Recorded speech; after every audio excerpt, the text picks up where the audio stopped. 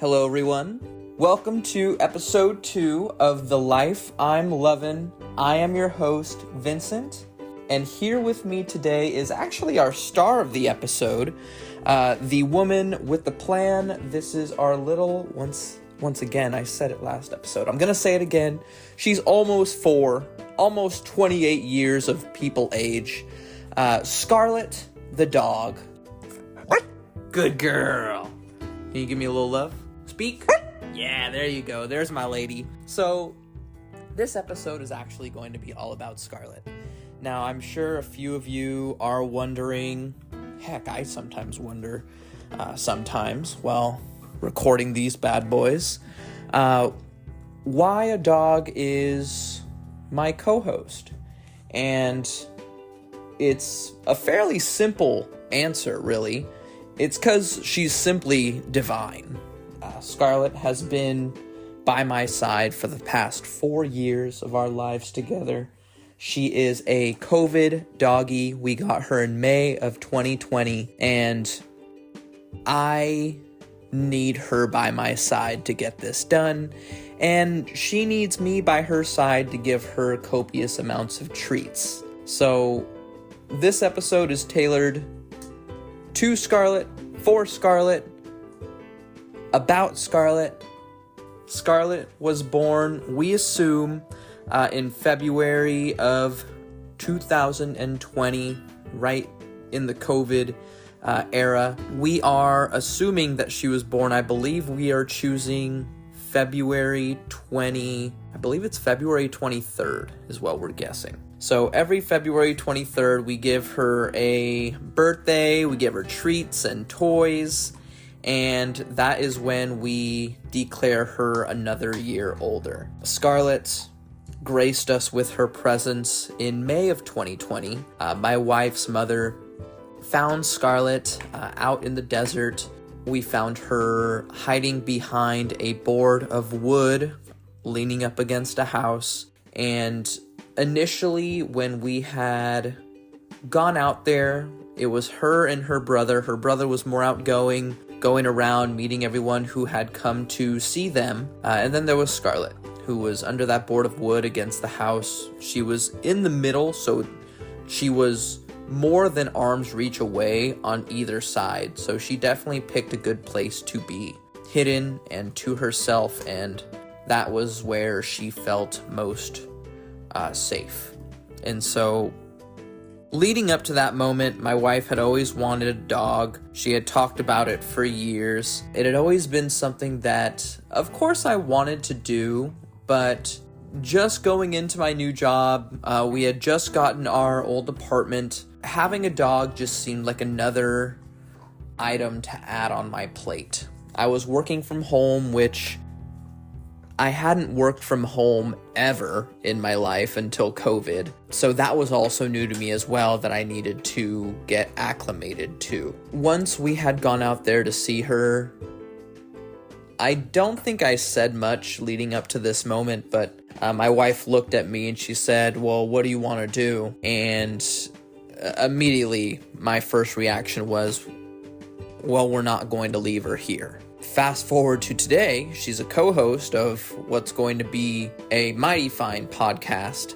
Her and I have been side by side throughout the past 4 years. That night, we took her to numerous vets, 24-hour vets. Again, it was COVID time, so everyone had to wait outside in their cars in the parking lot. So 11 p.m., I was driving, my wife was in the back holding Scarlett. She was shivering, didn't know who we were, of course.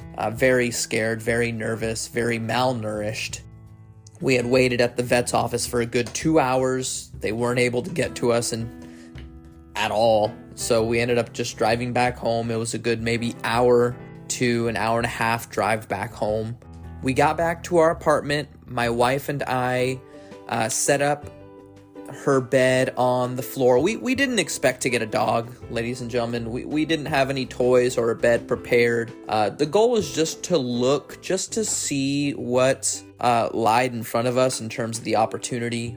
But again, no was never an option once we saw and met her. So we got home, we laid some blankets down on the floor.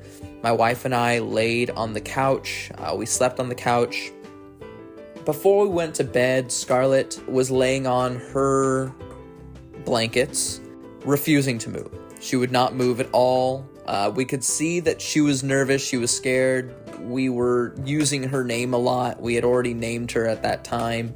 Big fan of Marvel, big fan of the Avengers. I got my wife into the Avengers, and I actually thought up the name Scarlett based off of the Scarlet Witch. I thought that was a great name. My second thought was going to name her Wanda, the Scarlet Witch's actual name in the movie. But Scarlett just seemed a little more dog friendly, and my wife loved it, so we kept it as Scarlett. And so, like I was saying, you know, she was nervous, she was excited, it was a big change for her. She wouldn't leave her blankets. My wife and I fell asleep, and we woke up to little gifts from Scarlett's backside all over our apartment. Under the dining room table, in the kitchen, in the hallway, in the living room. She was marking her territory with little brown clumps of love, weren't you?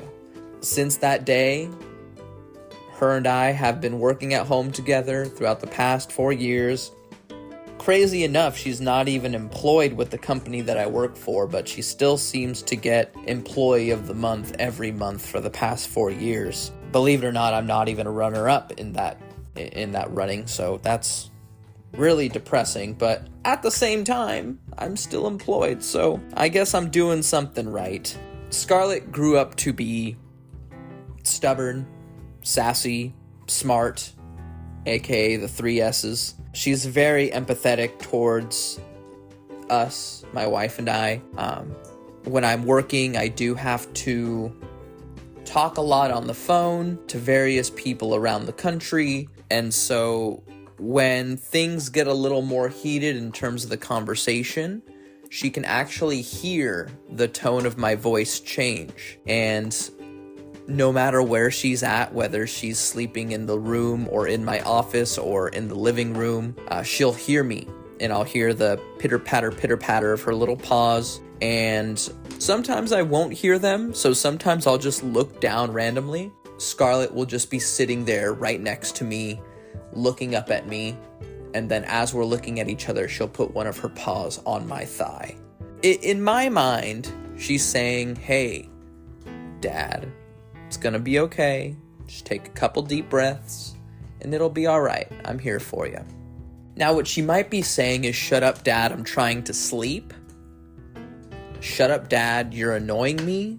Please leave this house as soon as possible so that I can enjoy my rest." I'd like to think that she's saying the first option. And until the movie Up becomes real and dogs have those little microphones on their little necks that allow them to speak English, I can assume that you're saying whatever I want you to. You cool with that?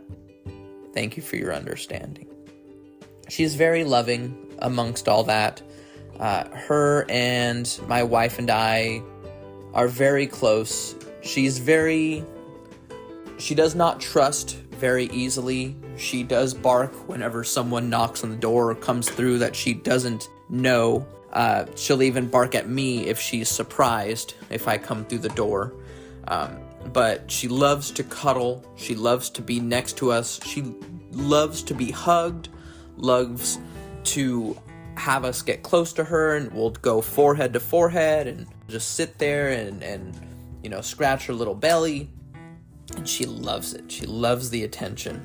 Initially, a lot of our friends and family, they'll get the initial bark treatment, and then they'll get smelt up, and then they'll be a part of the family. So Scarlett's very good with people, very good with the few babies that we put around her.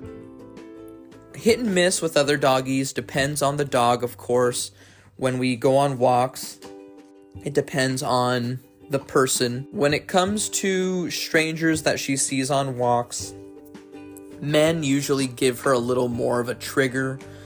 Human men, male dogs tend to be okay. Girl dogs tend to be a little more of a problem. Although we did meet a nice little girl dog today that you guys really got along well. So, hey, we're making progress there. Other animals, cats, squirrels, you love to... A squirrel has never gotten really close to her, but she'll be eyeing squirrels in trees. She'll hear them bouncing around in the trees, and she'll look up there, and she'll run over and be like, okay, all right, you can jump all you want, but I still see you. I'm watching you, and the minute you come down here and touch grass, I might end you. I might befriend you. To be determined.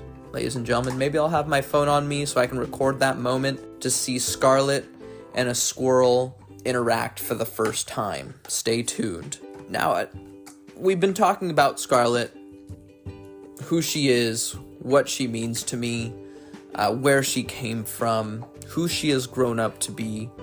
Why is she my co-host?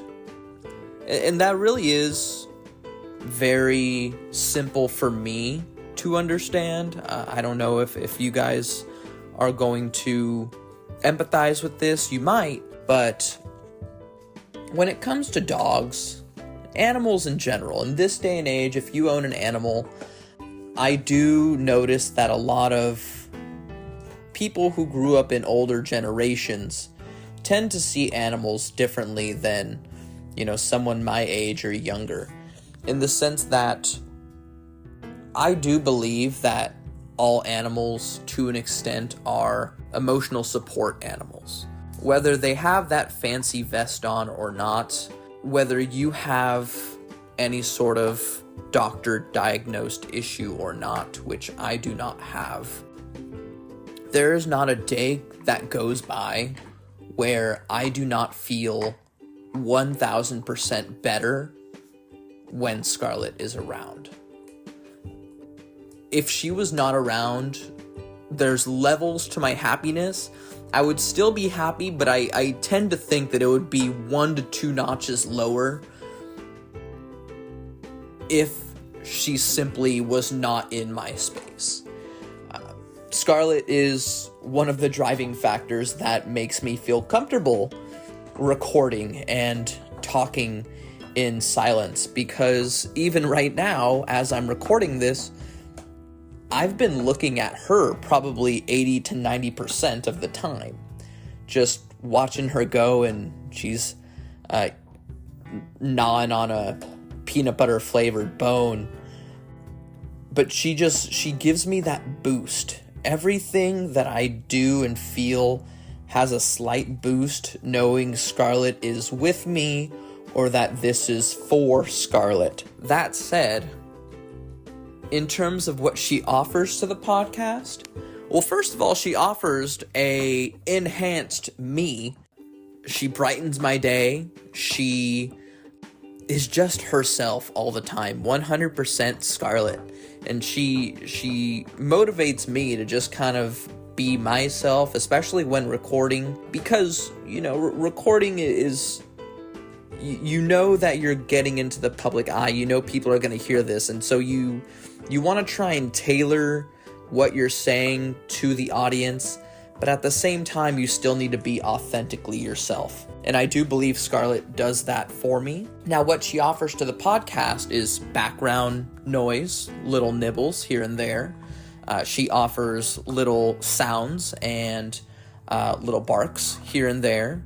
Sometimes she'll attack me while I am recording, so stay tuned for an on-recording brawl between Scarlett and myself. Believe it or not, she actually tends to win. I usually tap out after she puts me in a figure 4 for a few seconds. She's actually very quick, and without thumbs, she can still get the lock in pretty sturdy. So don't get into a squared circle with her by any means. I'm just going to put that out there now.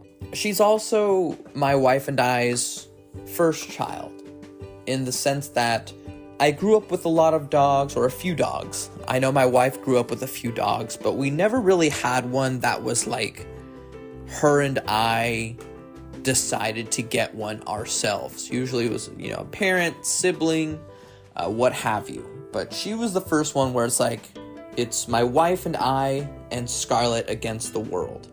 She's actually taught us a lot, and I'll go over this in another episode, just about what it's like to be Scarlett's guardian, Scarlett's parent. I don't want to say that we're her owner, because in a lot of ways she owns us, but she just means the world to us, and she really is training us to be better as parents, as people. My wife and I, we do disagree on occasion about some subjects, and Scarlett will get heated. She'll hit us both. She'll be like, stop it, and we'll look at each other. My wife and I will be like, well, what are we doing? We're scaring the baby. That's just how much she really affects us as people.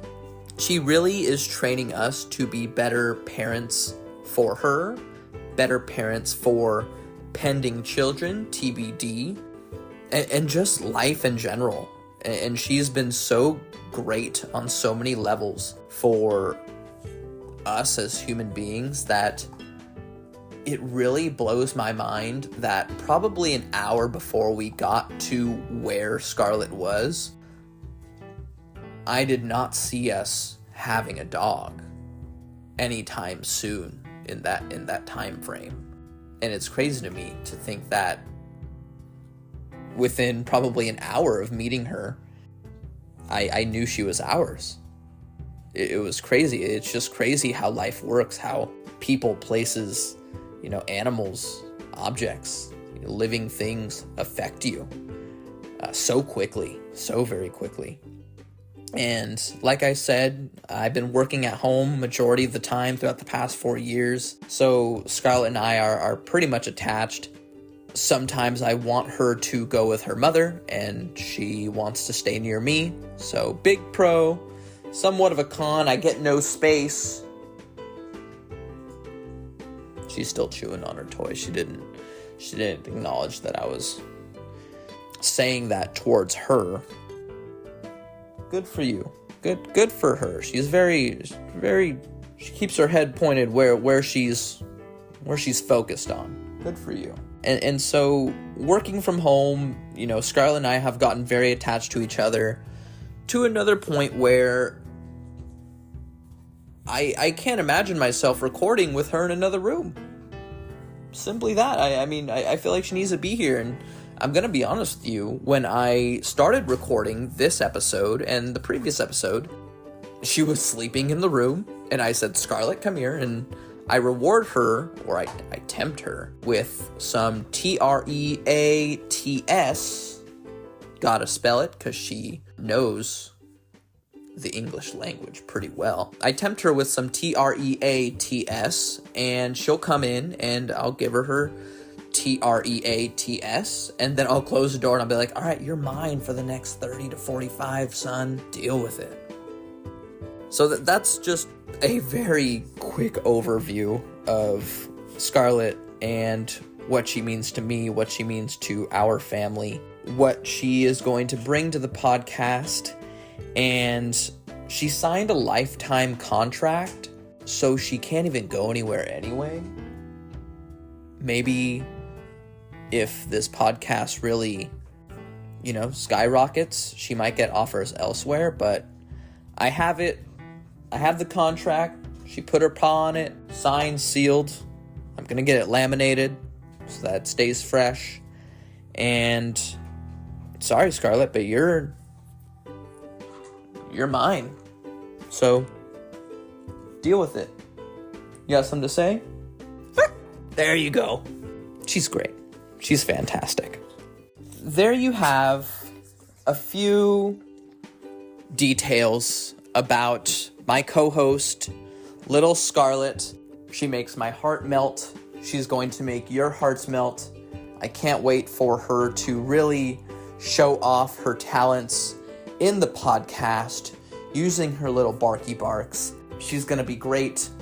I'm so excited for you. I know you're nervous, but we're gonna do this together, okay? And I'm not projecting my feelings onto you because I can read your mind, and I know you're nervous, and I know that recording is, a lot, and you want to get it right, and you want to do it right. But Scarlett, there's nothing you have to be afraid of because I'm here for you, okay? So that being said, I just wanted to end with this. Yeah, that's my girl. Thank you guys very much for listening to episode 2. The first one was about me. This one is about Scarlett. So just to give you guys a little overview of who we are, why we're here, what we do, and how we do it. That said, I want you guys to have a great night, have some good drinks, eat some good food, have some good conversation, be around great people, be in an awesome environment, and we will bark/talk to you later. This is the life I'm loving from Scarlett and myself. Take care. Bye-bye.